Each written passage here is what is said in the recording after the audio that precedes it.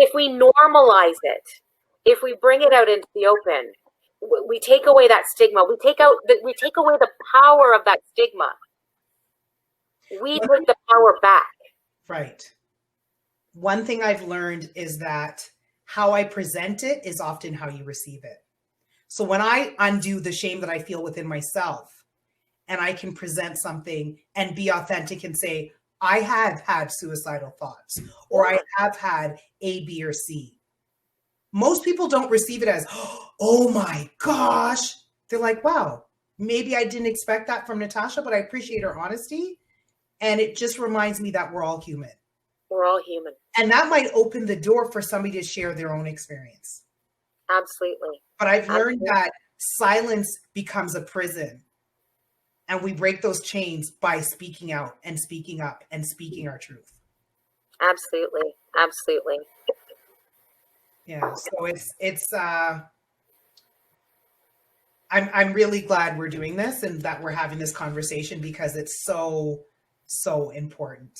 Thank you. I can point out a couple of resources for the people that are listening. So I have that was my next question.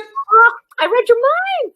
So I do have a TED Talk out on heroic conversations, and it gives you some tools and things to think about in terms of how to open up these conversations, elements that we need to think about. So how to have heroic conversations, and heroic is an acronym. So I invite you to Google me and to look up my TED Talk, and it will walk you through what heroic conversations are. Now, are you Sajel Bellon or? Yes, so you can Google Sajel Bellon and everything pops right up. Okay, I put your name in the chat for the Get Vocal, and I'm going to do the same on Facebook. Wonderful, so yeah. Google you. If they just Google me, the TED Talk pops up. And that also has some of the stories that I share that really connect as to how these things sort of emerged, and so people can understand that this isn't isolated. The other thing that'll come up is an actual talk that talks about cause for pause. Right. So yeah, those are a couple of tools. And what's, some of the feedback that I've gotten on it, and this was such a wonderful story, Natasha, was a year and a half later, like I didn't know what kind of impact it had. And I was kind of actually all sulky about the fact that I've only had so many views and blah, blah, blah. I caught up in the whole social media aspect of it. And I had a friend contact me about a year and a half after it came out and said, I had a friend contact me and she told me she was going through a really rough time. I told her about your TED Talk. She went and she watched it. She came back and she told me that the TED Talk saved her life and saved her family. Wow. And you know what, Natasha? I don't care how many views that TED Talk has had. It has served its purpose. Like, absolutely. And there's probably so many other stories that I'm not aware of. And I'm just so thankful to have had the privilege to be able to connect with someone like that and make that kind of difference. And if it can have that kind of impact for a few more people, I would just love to know that the work that we're doing is reaching people and making that difference, because that's what we're aiming to do. Vincent and I founded Mind Armour, which is our company where we offer professional speaking, consulting, and coaching, around mental health and wellness, and specifically for the first responder community. And now it's gone beyond because people are really connecting. It's a human thing. It's not about the uniform you put on. It's not about what you do for a living. This type of stuff helps us all. So we're doing that. We've also established SOS Psychotherapy, so that in the chat. Yeah, thank you. It's just so that nobody else has to go through the journey alone. Right. That's our mission. So nobody has to go through the journey alone. Nobody has to feel weird about it. So that's our life is dedicated now to helping others. That's amazing. And it's such a beautiful way to be a part of your community. Yes, it's been an absolute privilege and blessing. Yeah. The more I go through life, the more I learn that our pain is our purpose. And that through our pain, we learn to relay the very things that other people need to hear. And so, whereas I used to get quite crusty and upset. Normally I say I have full out tantrums about some of the things I've experienced. I'm learning now in the midst of them to go, so this is something else that I'm going to use to be a part of this world and to do my part to help this world. And Absolutely. it might be only one story I hear, but I've learned to appreciate that I plant seeds that I don't often see the growth. Yeah. And it's so funny that you said from pain to purpose, because our promise, our philosophy is from pain to possibilities. So we talk about taking, the trauma that we thought would stagnate us or kill us, and transform that trauma to growth. And so how do we do that? And we take, like I said, the psychologies that are out there, the sciences that are out there, the humanness that's out there, and bring it all together so that people can start to make that shift in their lives. Right. It's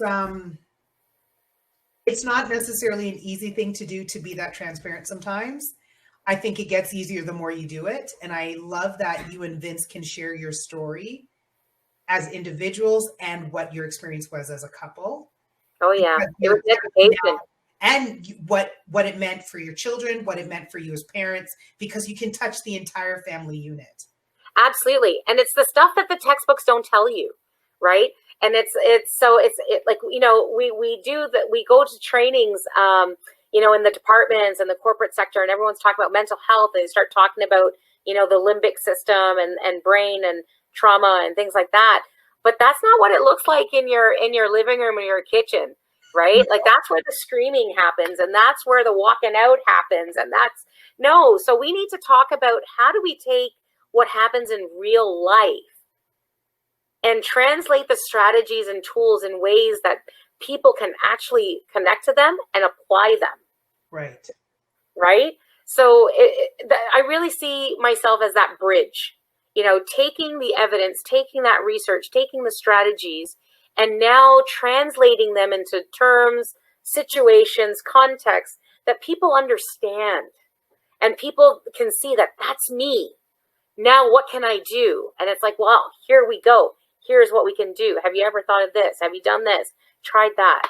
And I know from watching your stuff, because I've consumed just about everything you have online.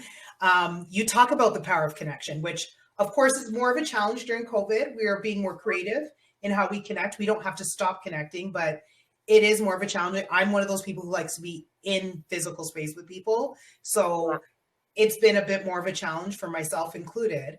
So you talk about the power of connection, and I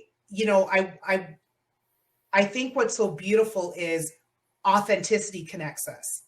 So Absolutely. For somebody who feels isolated, maybe not knowing what they've experienced has been similar to somebody else's experience, when you get on a stage or you sit in a room and you say, this is what happened in my life with my family, there's a connection that automatically happens from your authentic story. Yeah, thank you. And more people that opportunity, because we forget that the thing that makes us feel comfortable with people is being able to relate. It's the relationship. It's the ability to relate, and it's feeding the potential of that relationship.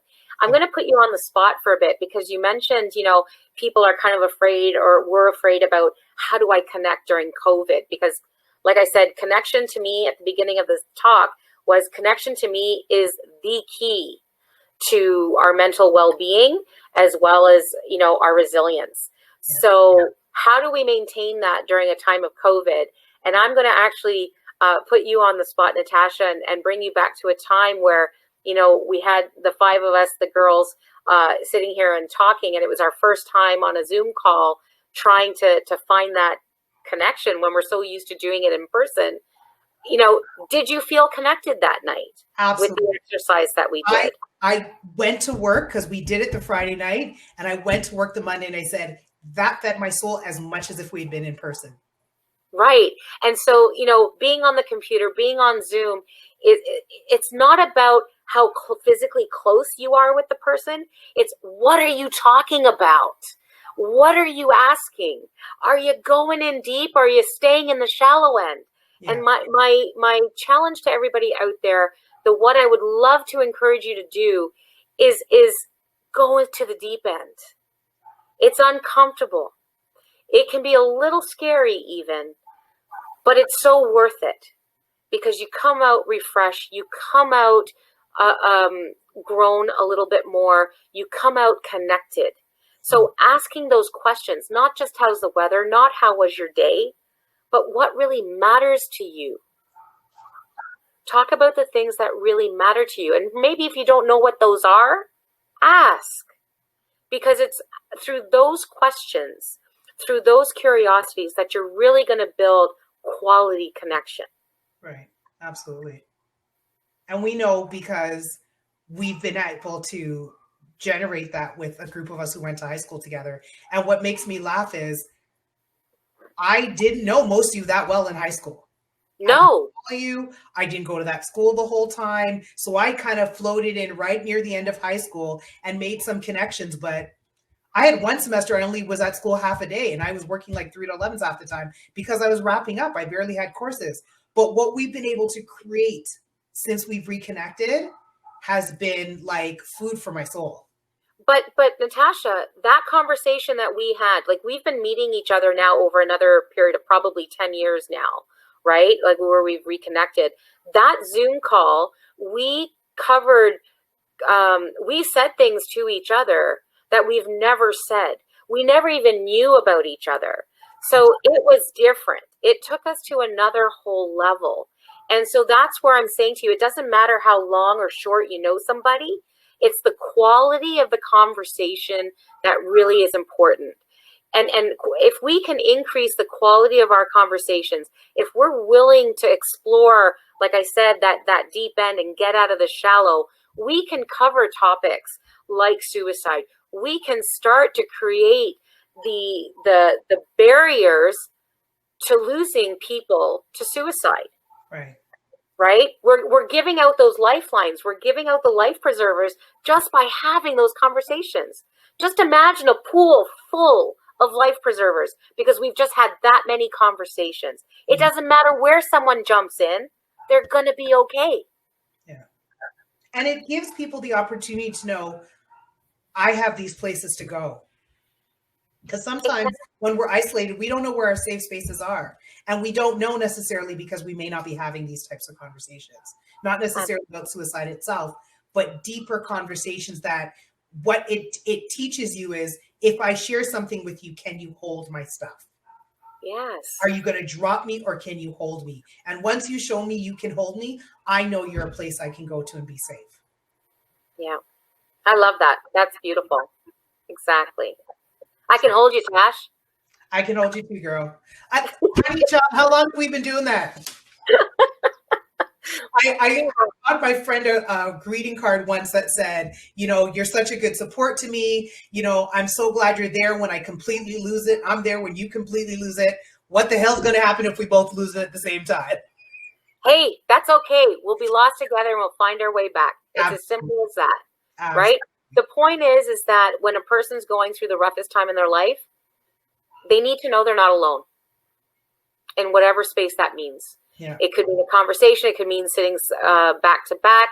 It could be anything that's going to make that person more comfortable. Mm-hmm. And if you don't know how, folks, if you don't know what to say, if you're caught in that situation where you don't know what to say, you don't know what to do, my suggestion to you is tell me more or ask, what do you need right now? Beautiful. How can I show up for you right now? What would make a difference? Yeah. And very likely they will be able to tell you something. And what I'd like to encourage people about that piece is where we're scared of being uncomfortable by what we hear, what we miss is that initial moment of discomfort leads to greater comfort in that relationship. Because we went there and we're good. Right? Yeah. So like I've had 2 siblings actually pass. And when my first sibling passed, there were people who avoided me like the plague. And I would talk to them afterwards. I didn't know what to say. And I said, why did you assume, 1, that I always wanted to talk about it? And why did you assume, 2, that it would only be an uncomfortable conversation? Yeah. And it's and you know what? Because I connected the most with the people who were able to connect with me and have a little discomfort, or maybe not at all. Because sometimes it's like, what I need from you right now is a break from this. Let's go see a fluffy movie. Let's And go for a walk, whatever. And don't be afraid of conflict. And I'd like to bring a situation that was a real learning moment for me, Natasha, in terms of how to show up as a better friend. Was we had met for lunch one day, and you were going through a rough time. And so I did what Sajel always tries to do first. It's my go-to, is I try to fix it. And you had the guts to say to me, whoa, stop right now. That's not what I need. I don't want you to fix this. I want you to wallow with me for a bit. You know what I mean? And that really got me to sit back for a moment and go, and there was discomfort. Let's not sugarcoat that. There was discomfort because I was like, oh, what do I do now? And I sat back and I was like, okay, do over.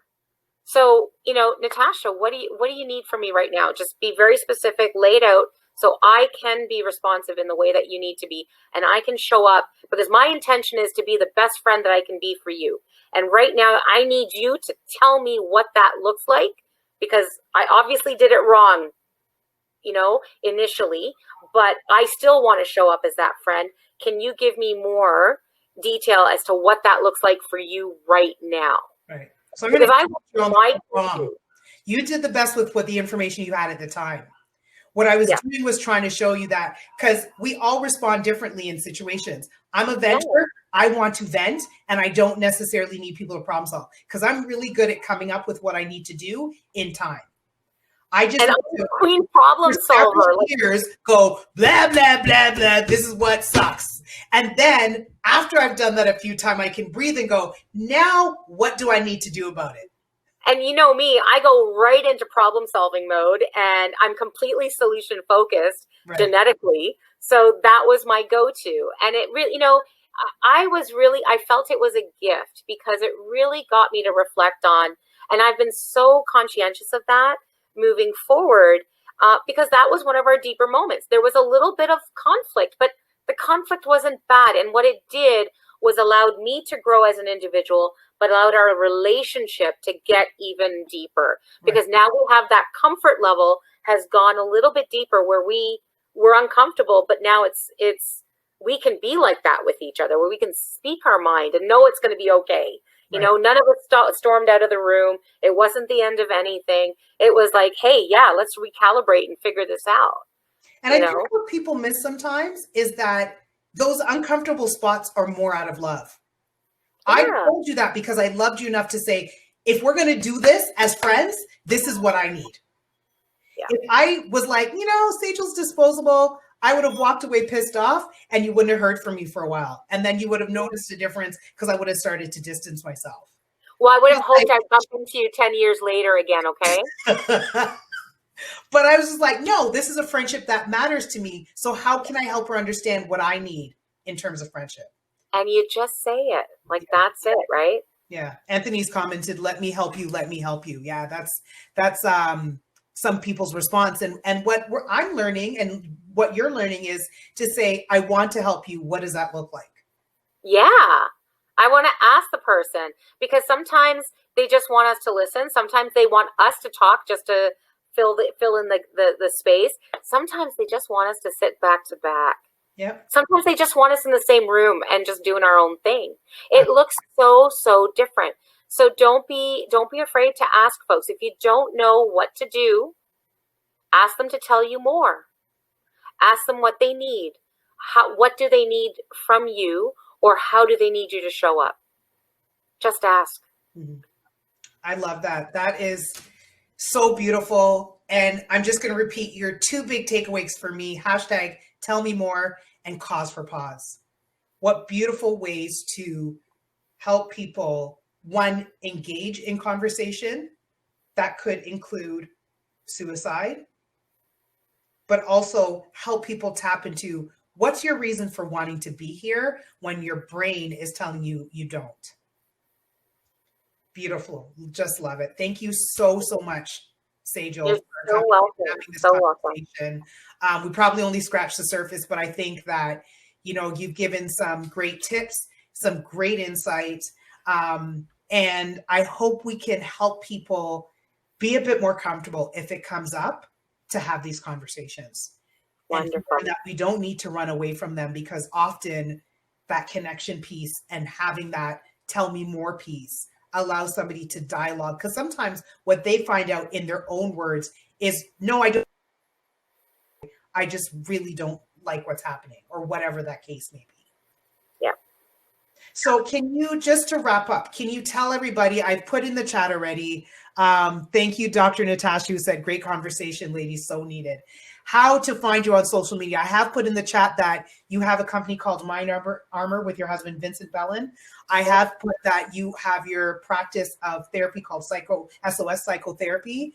And I put your name, Sajel Bellon, for people to Google you, for them to find your TED Talk. So they can go directly to YouTube and put your name in it, or they can Google you and find out also other great stuff. How would somebody find you on Instagram, Facebook? Yeah, so it's Sajel, I think the Sajel _ Bellon on Instagram, Sajel Bellon Ed.D, RP, CTSS on Facebook. That's my professional page. And I'm on LinkedIn, so feel free to connect. I would love to hear from you. And you can also find me at sajelbellon.com, sospsychotherapy.ca, and mindarmour.ca. Our website. I used the mug you gave me as a cup holder. So this is my Mind Armour mug. That's awesome. That's here, right here at my desk always. Because, you know, you get to the point in life where you have a lot of mugs, and I'm like, the Hope mug you gave me is like my morning tea mug. Yeah. That one, and one that somebody gave me that says, hey, beautiful, or something like that. So those are my two, like, morning tea or coffee mugs. So it's like, I use so many mugs, I'm just going to use this as a cup holder. But the good thing is I actually get to look at it every day, because I'm so I guess the secret's out. Not only am I a great educator, trainer, speaker, psychotherapist, I'm a good gift giver too. Yes, you are. And a great friend. And Dr. Natasha, who is in the room, can say the same thing, I'm totally sure. So thank you so much, Natasha, for having me. Thank you again. It's been a great discussion. Thanks for everyone who joined us. And I look forward to having more conversations like this. Wonderful. Thank you. Have a great night, everyone.